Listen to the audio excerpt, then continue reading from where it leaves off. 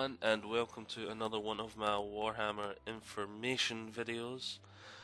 Today we have mainly a roundup of information we've had from the past sort of week or so.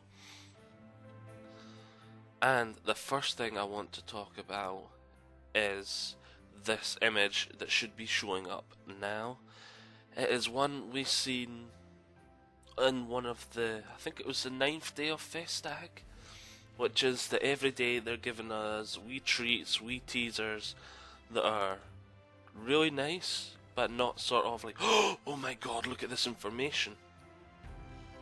But this one, I actually think there's more to it than at first thought. At first I looked at it, I was like, oh, this is great, look, you can see the buildings, nice, but we don't really see any real information.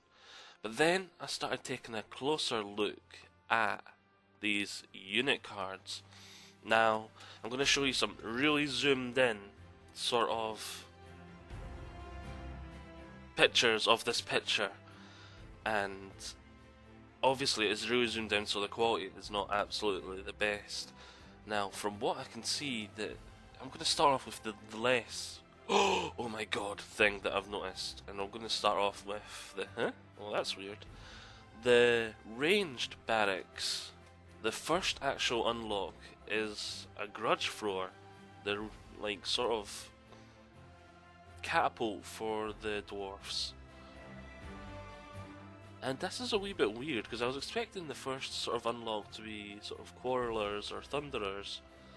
In fact, the other thing I think was a wee bit weird is the quarrelers are actually in the close combat sort of building tree. So again, I found that a wee bit weird. They also announced that there will be units that require 2 buildings, sort of like Shogun. If you played that game with cavalry requiring 2 building trees and monks requiring 2 building trees. So if you wanted to recruit Naginata warrior monks, you needed to have a level 3 monastery and a level 2 spear dojo. It's along those lines, and that's for their elite troops such as the hammerers, and I think it wasn't the longbeards. What was it? Oh, I can't remember off the top of my head. It was something, the hammerers and something else, something like that.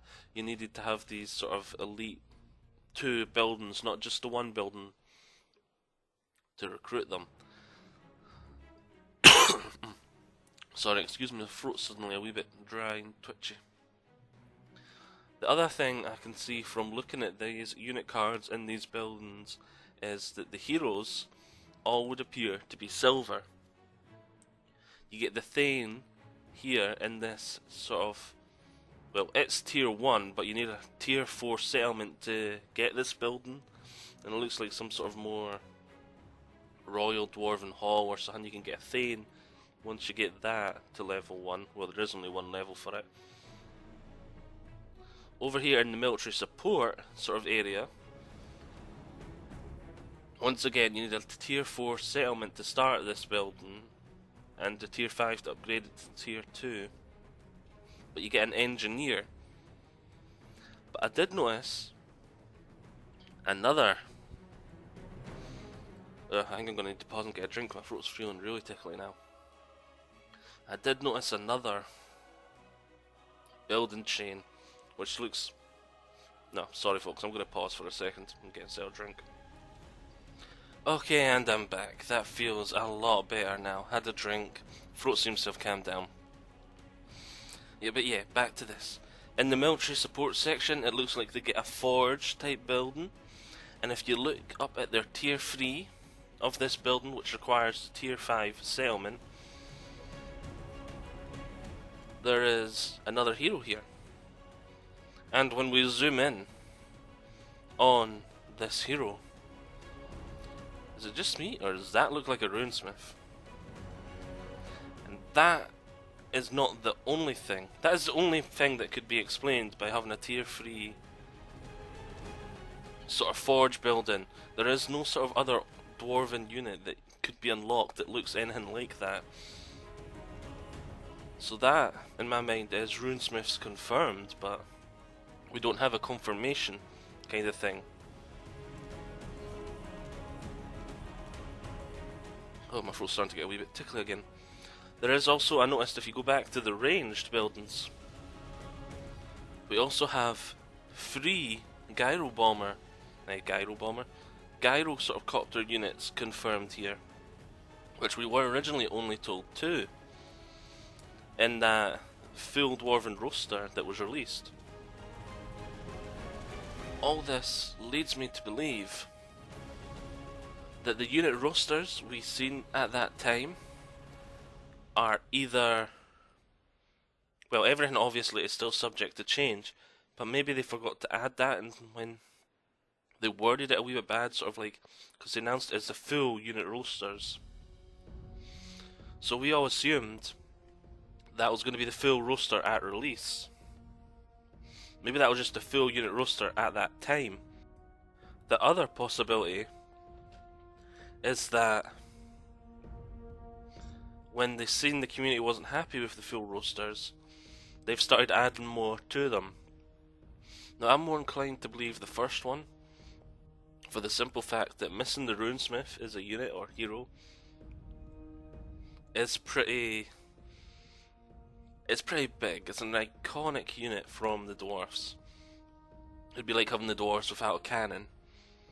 So that leads me to believe that it was more of a mistake, or not a mistake, worded badly, this is the full roster at this time, kind of thing, with still the intention of adding them at a later date. And now moving on to the other thing I wanted to talk about.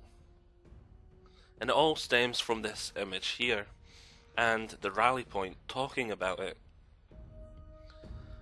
These are the starting locations for the 4 factions, 4 races. Now, they all seemed pretty obvious. It's exactly what I was expecting, apart from the greenskins. I expected the greenskins to start more in the Badlands, not in Death Pass. And yep, there is only 1 starting location per race. So no starting as 1 dwarven legendary lord and starting in Caracas, or Caracas, I think that's how it was, and then starting as the other legendary lord, the Slayer King, and starting in Slayer Keep. There'll be none of that. You always start in Caracas. There we go, I think I got it right that time. The thing I find hugely disappointing about this is the only 1 starting location. It's going to be impossible to co-op campaign as the same faction. So for me, like when I was going to be doing my co-op let's play with the wife, we were both going to be Chaos. And now it looks like it's going to have to be Chaos and Vampire counts, if they can even ally. But not all is bad news, because other people's initial reaction to the only 1 starting location was that it may absolutely kill replayability.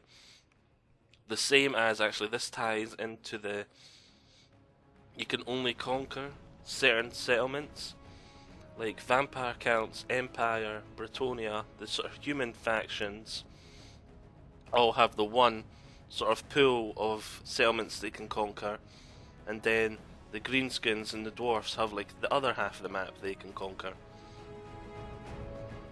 Now this takes away from the sandbox a wee bit, but we don't know what replaces conquering yet. Is it just raising? Is it building an outpost? We know you can recruit anywhere on the map now as every faction. So there still is that if you want to conquer the whole world, it'll now be you have to conquer the whole half the world and destroy the other half, or something along those lines. That ties into what I was about to say next, is the starting location and that aspect of only being able to conquer half the map makes people think the replayability in this will not be huge. That was their initial reactions to it. But in the rally point, they actually put some of that to rest.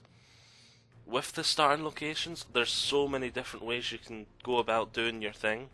Like the Empire, for example, they say you can instantly start diplomacy and instantly start trying to have your whole empire come under your yield, because Karl Franz has just been elected, and the rest of the empire sort of looking, going, I wonder if this guy is going to instill his authority and actually become the emperor, or if he's going to be the emperor in title alone and just basically no one's going to pay any attention to him. There's a few factions in the empire are sort of like, yeah, we'll bow to you, you're the rightful emperor, this, that, and the next thing. But there's like a few others that are like, I should have been emperor, there's no way I'm going to like bow to you, and we're going to war. And so you can either start off by going straight into all that, or you can come down into Bretonia and start attacking them, or try and have diplomacy with them and trade. There's another aspect. You can start off your campaign, do all that. You can go about doing that instead, or you can come down and actually start heading towards the Badlands and start conquering the border princes. So they're saying there's lots of different things you can do, and the map is huge, and there's very different ways you can go about your campaign. And that was just for the Empire. Then they go on to explain the Greenskin starting location. How you have roughly 3 choices again. You could invade the dwarves straight away, because they've got a very close starting position. You can sort of go into the Badlands and try and start trying to unify your race, getting them all under the one Wah. Or you can go up into the border princes and then into the Empire, just pillaging. They said they're all valid options. You do not have to. The sandbox gameplay is still there. And it's the same for all the races. We haven't seen the Chaos starting location yet. I'm pretty sure it's going to be something like the Chaos Wastes or Norska, depending on what form of Chaos is our Chaos. Is it a Chaos tribe from the north? Is it Norska Raiders? We don't know really yet. It looks more like it'll be a Chaos tribe from the north, as Norska's its own faction and that sort of stuff. So, I think that's all I really wanted to talk about today. There might have been something else, but my throat is really killing me. I've been needing to stop every 5 seconds to take a drink. No, sorry. So I hope you have all enjoyed this, because it's been torture to make it with my throat all of a sudden acting up. I'll see you all next time. Bye-bye, folks.